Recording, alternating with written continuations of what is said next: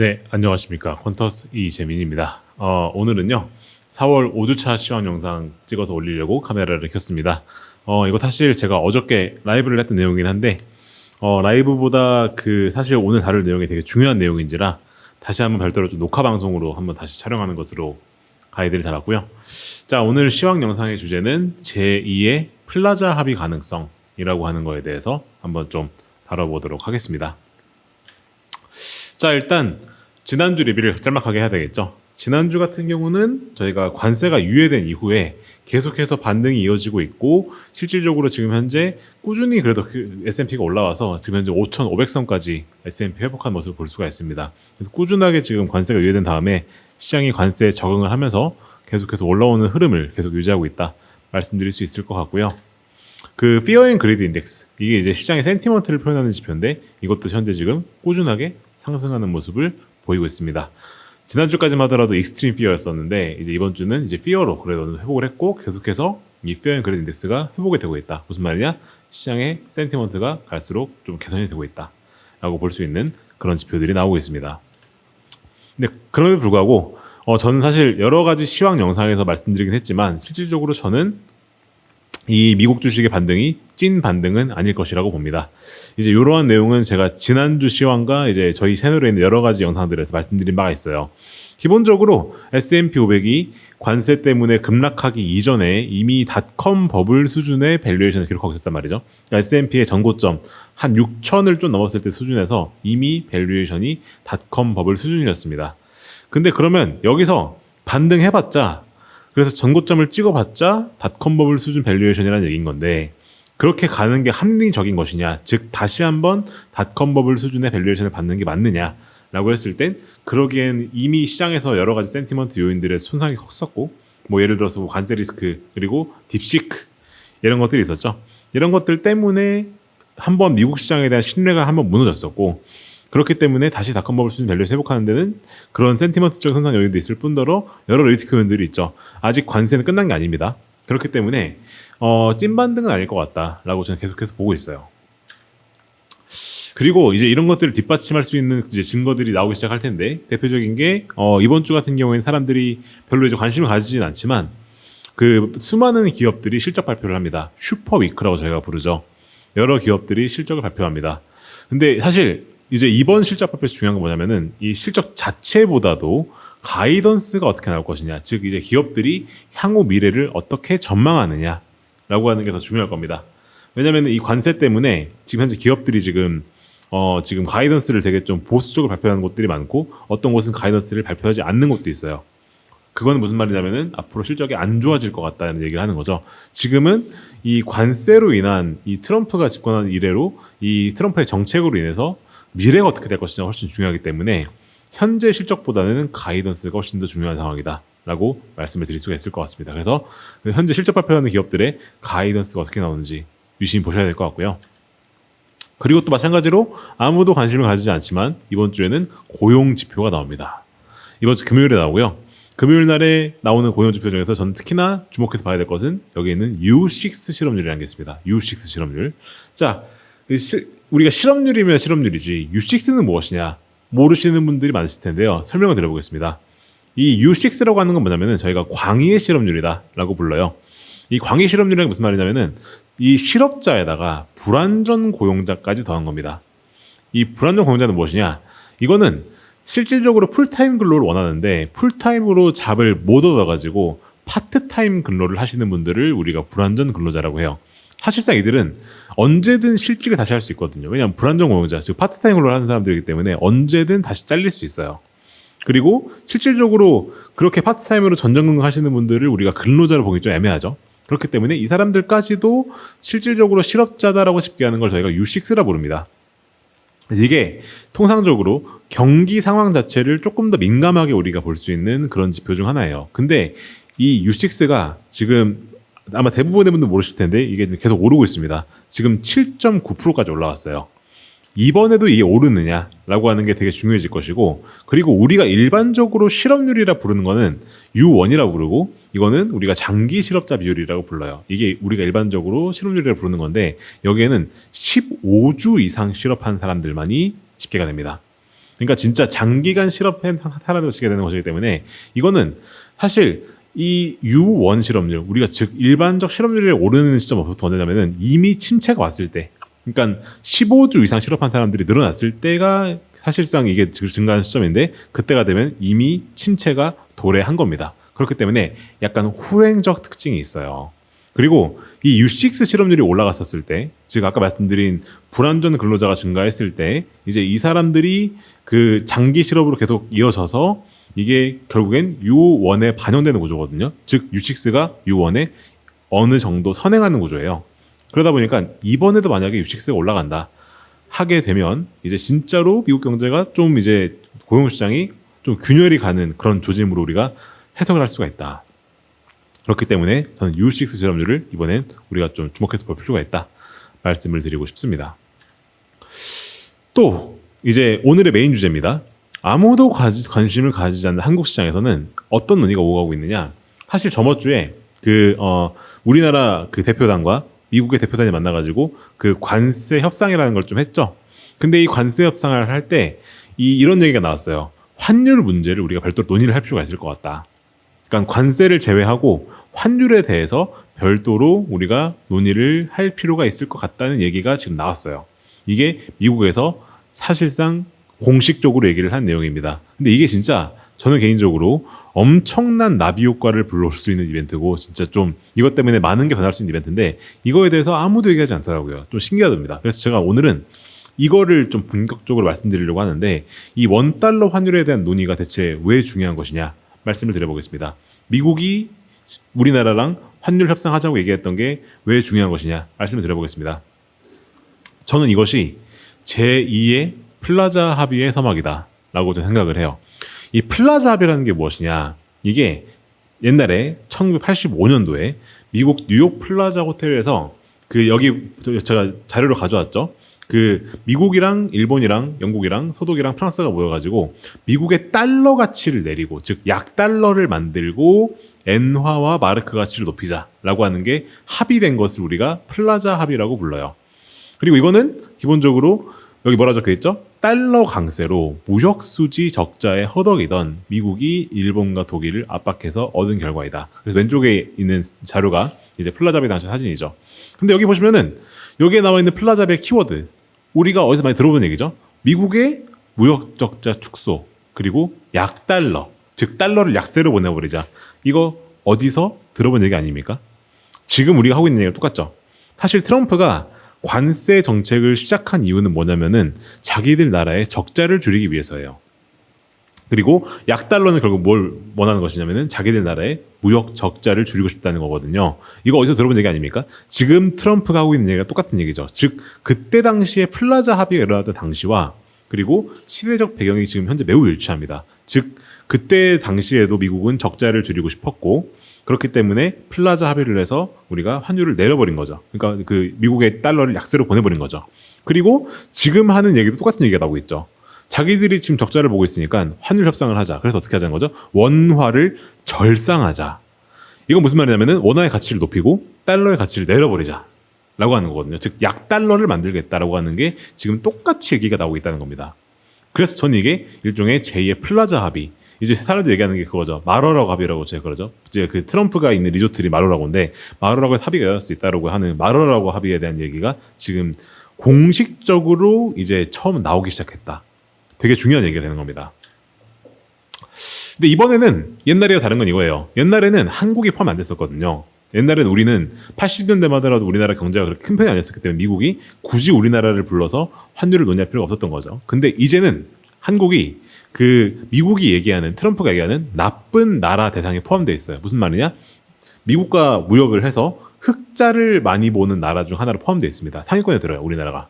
미국이랑 무역 수지 봤었을 때 우리나라가 미국의 적자를 유발하는 상위 기업에 듭니다. 상위 나라에 들어요. 그렇기 때문에 이제는 합의를 하자고 하는 게 차이점이죠.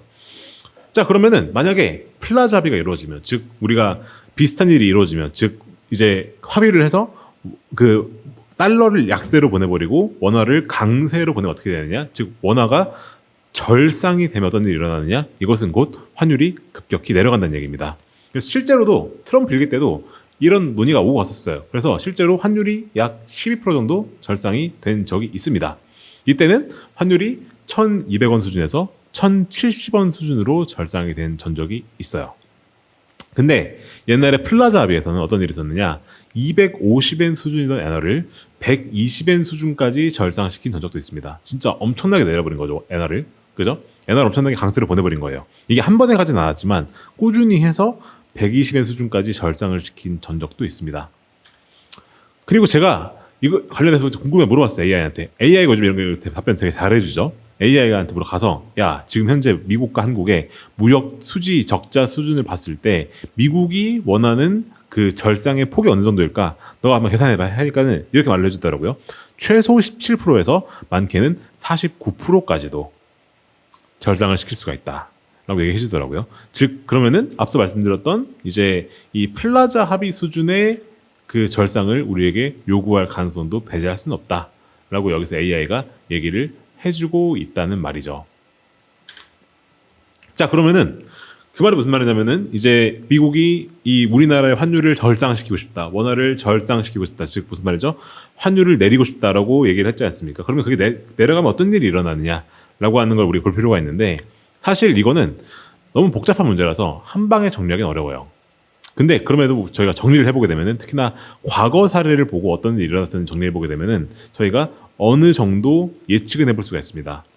일단 과거 사례를 봤을 때, 즉 과거의 플라자 합의가 일어났을 때를 봤을 때 단기적 영향은 어떤 일이 일어나느냐, 환차익을 노리는 외국인의 투기가 늘어날 가능성이 있어요.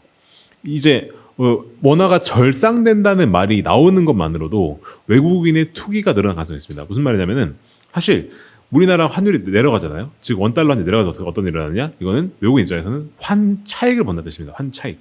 그러니까 환에 의한 수익을 볼 수 있다는 뜻이 돼요. 그러니까 이 논의가 구체화되면 구체화될수록 외국인들이 우리나라에 투기를 할 가능성이 커집니다.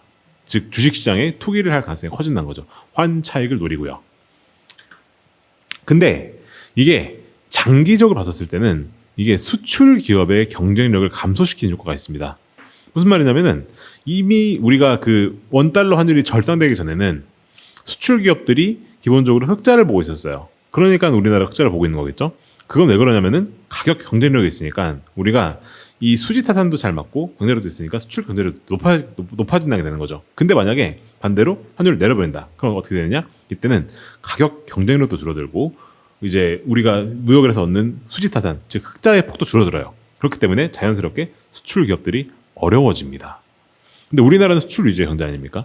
근데 그런 나라에서 수출 기업의 경쟁력이 줄어든다는 것은 되게 크리티컬한 얘기가 될 수가 있죠. 그죠?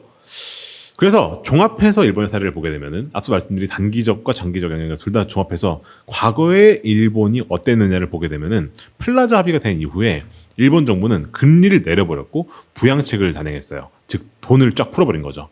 왜 그랬었냐면은 아까 말씀드렸던 엔화 강세의 영향을 최소화하기 위해서 그랬었습니다.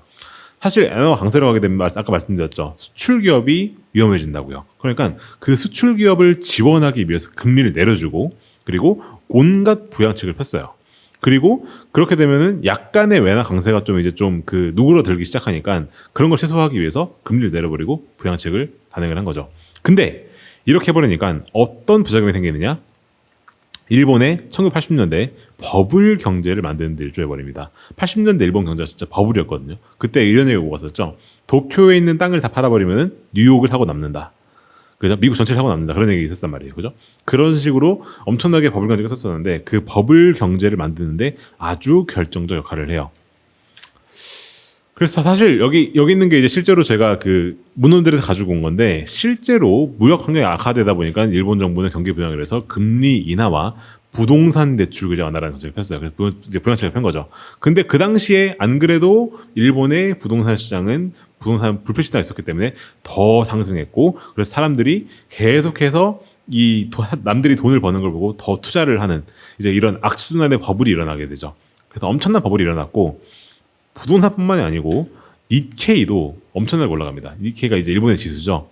니케이가 여기 보시게 되면은 플라자 합의 이전에는 1만 이전에서 놀고 있었는데 갑자기 이게 3만 5천 선을 뚫고 급상승을 합니다. 거의 한 4배 가까이 뛴 거죠.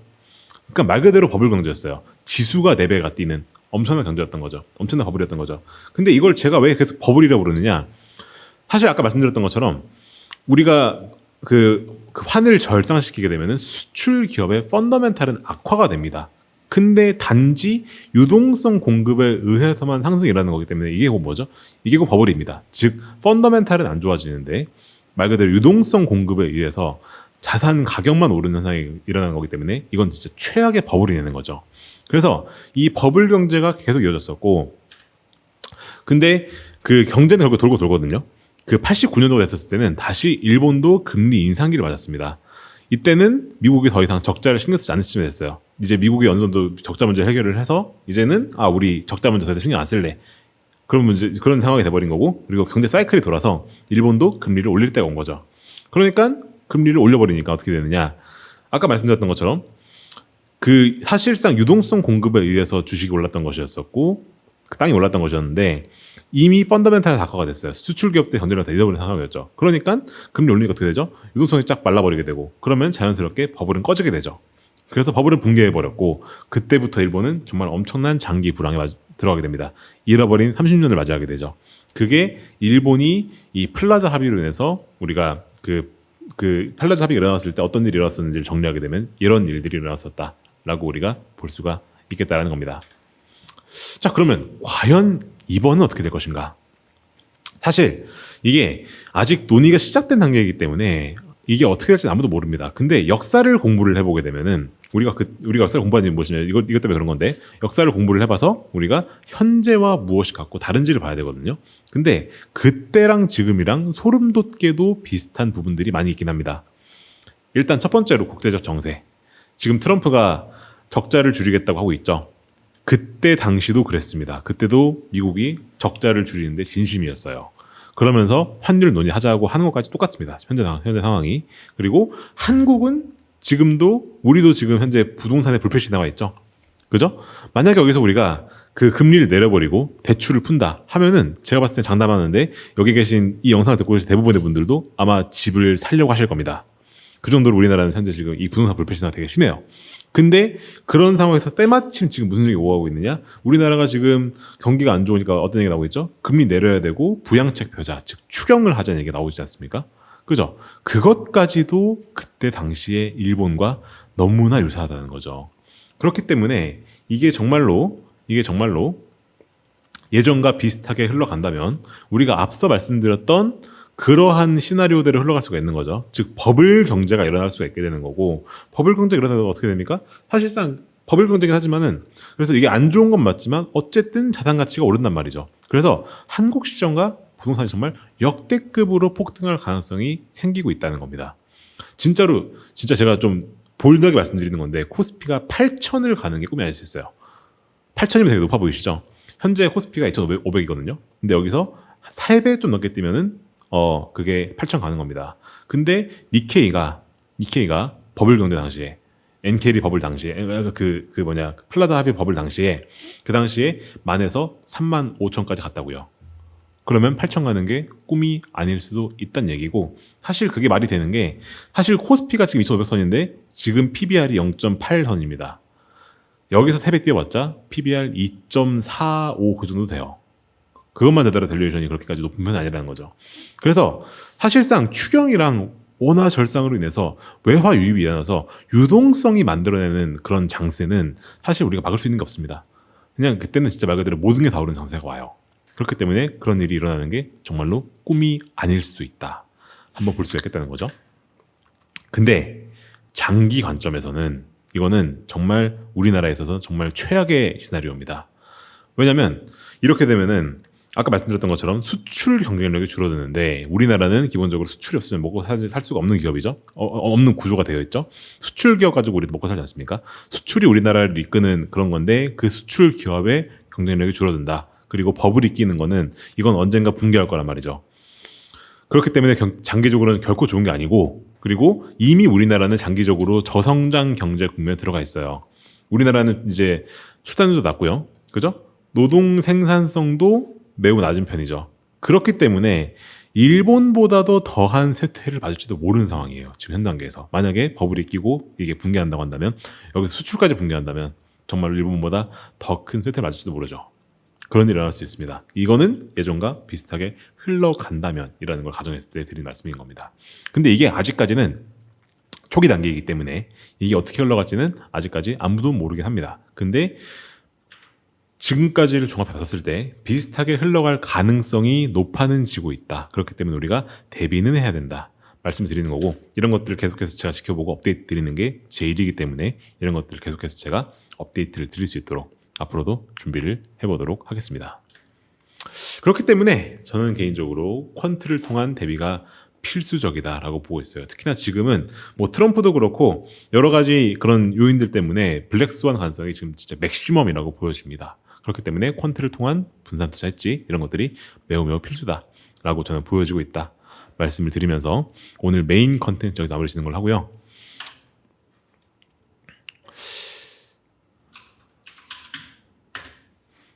자, 막간 내용의 홍보를 드리자면 저희 VIP 프로그램이 있는데, VIP에 조인하시게 되면은 퀀터스 페이지 오셔가지고 보실 수 있거든요. 오시게 되면은 제가 오늘 올려드린 이런 시황 같은 것들도 조금 더 빨리 제가 좀 잘 정리해서 제공을 해드리는 그런 것도 제공을 해드리고, 그리고 VIP만을 위한 전략이 마련되어 있죠. 근데 이게 지금 신청자가 꽤 많이 늘어나고 있어서 이게 아마 빠른 시일 내에 마감이 되거나 가격이 올라갈 수도 있을 것 같습니다. 그래서 이 프로그램 관심 있으신 분은 언제든 저희 여기 그 신청하기 버튼이나 상담하기 버튼 클릭하시면은 이제 가입하실 수 있으시니까 꼭 많은 관심을 좀 부탁을 드리겠고, 저랑 이제 그 이런 시황 정보들을 빨리 알아보고 싶으신 분들은 더 이런 부분에 대해서 관심 가지고 봐주시면 좋을 것 같다 말씀을 드리고 싶습니다. 네, 그럼 오늘 영상은 여기까지 하는 것을 하고요. 저희 유튜브 채널 구독과 좋아요, 알림 설정까지 꼭 부탁을 드리겠습니다. 그럼 저는 또 다음 영상에서 찾아뵙겠습니다. 감사합니다.